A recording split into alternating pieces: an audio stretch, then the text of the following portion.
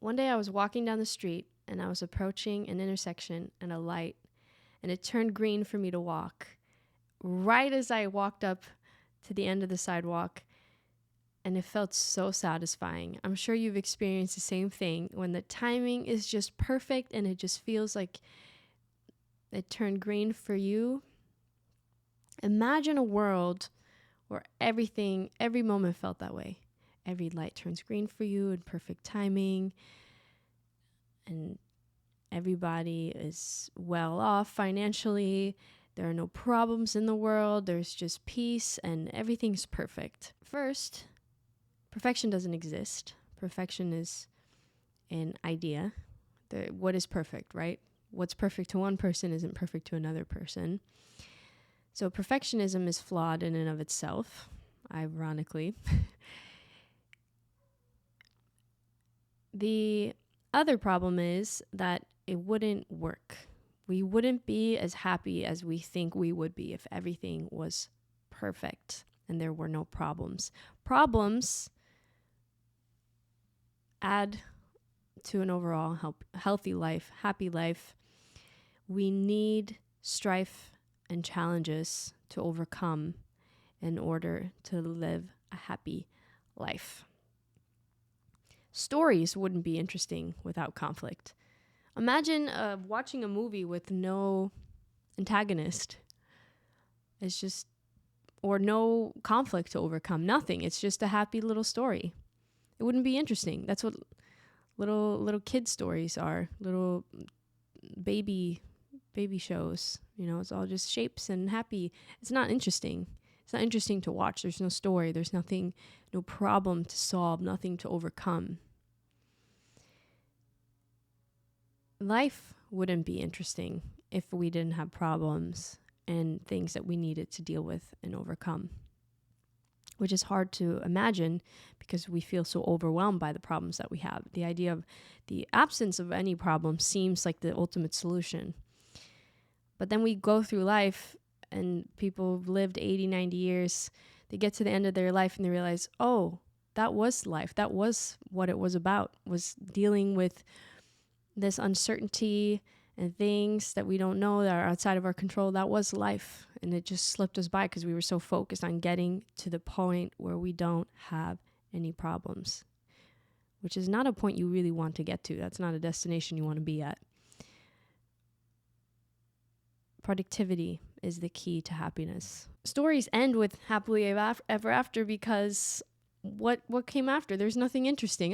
They lived happily ever after. What are they going to show them? Being happy and living their happy-go-lucky life? You wouldn't watch that movie. It wouldn't be interesting. I think I've made my point.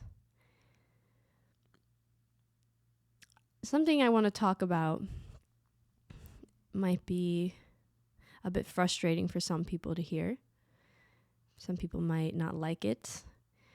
But as somebody who has gone through depression, I've gone through anxiety, I've gone through a lot of problems that felt too big to overcome at the time, I do want to talk about this in a way that limits me to my experience. I understand that some people are diagnosed with depression and anxiety and they have it really, really bad. And this isn't necessarily targeted at that person because I don't think it really applies. Maybe it does to some extent, but I'm not coming at this from as a psychologist or someone with a degree in this. So that's why I wanted to add that little caveat there. I am solely speaking on my experience. The hardest thing is when you feel depressed or when you're having anxiety specifically, is it's hard to fix it in the moment, right? Because it's so overwhelming. You're trying all the tricks and things can help calm you down, right? Like grounding yourself, counting 10 things you can see and smell and hear, and all those tips and tricks are great, I think. They're helpful, but they don't solve the problem, right? You're going to have anxiety again. You're going to feel depressed again. Something that greatly helped me was when I was in therapy, and my therapist greatly helped me through a lot of the problems that I was having. She said, change your thoughts. And I've always remembered that. It's so much easier to change your thoughts because your thoughts lead to your feelings. But changing your feelings is really difficult, if not impossible. But what you can change is your thoughts. So although it's really hard to overcome anxiety and all the stuff as we're going through it, when we're having moments of peace and we're not dealing with that, that's when you really have to change your thinking so you don't go back into it. And when you catch yourself starting that loop, because I still struggle with it, and I'll have those moments where my brain wants to start looping with the negativity and the false narratives and the fake scenarios and all this stuff that isn't real. And then I catch myself saying, no, we're not thinking about that. That was a Mel Robbins little shout out there. Mel Robbins is great. If you haven't consumed her content, I highly recommend it. I have the High Five Habit in my library. I read that. Excellent book. I think she has some great methods, tips, and tricks. But she's good about that. Just stop right there. We're not going to think about that. That has helped me greatly. Sometimes you have to do that. You just have to take control over your thoughts because it's a lot easier. Easier. I didn't say it was easy. Easier than controlling your feelings and emotions. Depressed people use the pronouns me, myself, and I more than any other person. I have read this in so many books at this point. There's been so many studies on this. I don't even know what to quote, but that is the reality. Unfortunately, depression, a lot of it is stemming from too much of a focus on the self, right? On yourself. And one of the tricks and one of the guides that can help you get out of that is focusing on other people, helping other people. It's so fulfilling. It is so fulfilling to help others. It's not going to solve every problem in your life. It's not going to take away the depression. I think the problem with depression is that it feels like this big, massive problem, right? It's weighing on your life. It is weighing you down in life. It's so overwhelming that the only thing that could possibly solve it is a solution that is just as big and just as great. And unfortunately, that's not really the reality. Medication can help. And I don't really want to talk about medication here because I know it's life-saving for some people, and I will never, ever say that medication is bad and you shouldn't ever take it. Some people, it is life-saving and necessary. But again, depression is such a big, overwhelming thing that we think that it's one thing that's going to solve it. It's really not. It's really changing all these little things, changing our thought process and changing our environment, changing our focus, giving more, giving our time, helping others. And also in doing so, realizing that we're not so alone. We all go through depression to some extent. Some people just have it way more extreme than others. But we all get depressed from time to time. We all struggle with these confusing thoughts. What is life? What are we even doing here? What's the meaning of all this? Everybody struggles with that to some extent. Some people just struggle with it less because they're very focused and they are balanced in life, right? They have a good balance between taking care of themselves, working hard, making sure they're making enough money, and overall they're living a balanced, well-rounded lifestyle. When something is out of balance, when you're not taking care of your health, or your health has failed you, even if you're taking care of yourself, or you're going through financial problems, whatever it is, those are things that are going to lower the quality of your life and make you feel probably depressed or anxious or unhappy. So it's important to have that balance. So those people who are more balanced and they're focused on a lot of things, they just don't think about it as much. Doesn't mean that they don't go through it. It just means that they're very focused on a lot of stuff and trying to get themselves out of maybe a bad situation. They're very focused on the end goal. I was thinking about this. I was walking the other day. I was going on a walk. I love to walk. I'm a big walker. I love walking everywhere. I could walk for days. Can't run to save my life, but I can walk.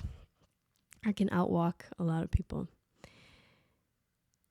I was thinking about how we're often instilled from a young age, especially as young girls. I don't know, I'm sure boys are told this too, but be careful, don't talk to strangers, and this person's going to hurt you, and someone can jump out with a knife and stab you to death. Like we're filled with all this horrible imagery from movies, from the media, from all these different outlets, and we constantly feel scared. especially living in LA. You hear a lot of crazy stories of crazy people here and things that happen. And sure, something could happen to me. Absolutely. Something terrible could happen to me tomorrow, but the odds are still pretty low. And then I think about how I'm almost wired to think like if I see a homeless woman and she's walking by me and acting funny, or, she's reaching for something and I like have a moment, I'm like, oh, is she going to hurt me? And then I'm like, man, how selfish of me. Sometimes we're so focused on ourselves that we think everything is about us, right? Oh, this person's out to get me. This person's trying to hurt me. Most people don't care about you. Most people want nothing to do with you, right? They're just trying to do their thing. They might be acting weird, or, some people are on drugs and they're out in the street, but most people are just trying to do their own thing. And sometimes I think about that. I'm like, man, it's so easy to become a bit self-absorbed almost and think, oh, everything's about me. Everybody's out to get me and is going to hurt me. And I don't think that's realistic to think that way. You have to live your life still. You have to take certain risks. You can live the rest of your life locked in your basement, but what kind of life is that? I'd rather go out and take calculated risks, not be reckless, and say that I lived a life that brought me fulfillment and happiness than to just always play it safe and avoid, going out and seeing the world and doing what I want to do. But again, be smart. I'm not saying be careless and reckless. Anyway, I wanted to keep this a bit short. I don't think there's such a thing as a perfect life. We need strife. We need problems to overcome. Life is unfair. The game's rigged. The economy is unfair. There are people far better off than you. People are rich. There are poor people, everything in between. And it's so unfair. But you have to accept that fairness and learn to live within it somehow. Otherwise, you're just going to live your whole life in misery and focusing on the unfairness. It doesn't mean that you accept it and don't try to change it. It just means you accept what things are, what life is. Accept the things you can't control and focus on the things that you can change and work towards sustainable change in those areas. And even for other people, trying to help them, do your part, do what you can. Everybody always thinks, oh, well, I can't do that much. I don't have any money. It's like, well, you can give your time. You can give your whatever resource. Maybe you have a skill. Maybe you can share ideas that you have. Maybe you can give people a smile when you see them out and about, hold the door open for them. Everybody can do something. And that's what we have to focus on, is what we can do, not what we cannot do. Just think about a world where everybody was rich. It wouldn't work. The economy wouldn't work. I hear people, grown adults, say this all the time. Well, why can't we just print more money? It's like, okay, well, then money has no value. If diamonds were easy to come across and there were lots of them, they wouldn't have any value because everybody would have a diamond. Who cares about acquiring a diamond if everybody has a diamond? That's why sand is worthless. Try going to the beach, getting a bucket of sand and trying to sell it for millions of dollars. Nobody's going to buy it from you. Everybody can go to the beach and get a bucket of sand. Things have value because they are scarce. Things have value because they are hard to acquire. That is why abs are so desirable, because they take so much work to get abs. And people are so focused on, how can I get abs in 30 days? It's like, who cares about getting abs in 30 days? Why do you want something easy? Why do you want the easy way? It's not a flex. It's not impressive if you got something easily. If you won the lottery, people are going to go, oh, nice, you got lucky. If you worked hard for something, you built a business and you sacrificed your time and maybe even sleep and everything to get it, that's when people are going to go, wow, you earned that. You worked hard for it. That's all I had for today. I hope this was helpful in some way. Hope it helped you. And as always, take care of yourself. I believe in you. I believe you are capable of creating the life that you desire. And we'll talk soon.